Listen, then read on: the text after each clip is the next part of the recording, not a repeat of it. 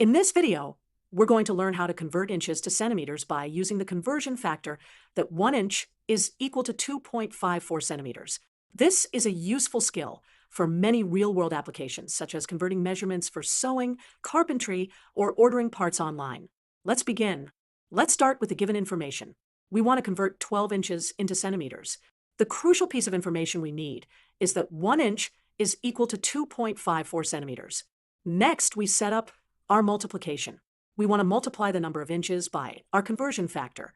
To do this, we'll multiply 12 inches by 2.54 centimeters per inch, allowing us to cancel out the inch units and leave us with centimeters. Now let's multiply. 12 times 2.54 equals 30.48 centimeters. And there you have it. 12 inches is equal to 30.48 centimeters.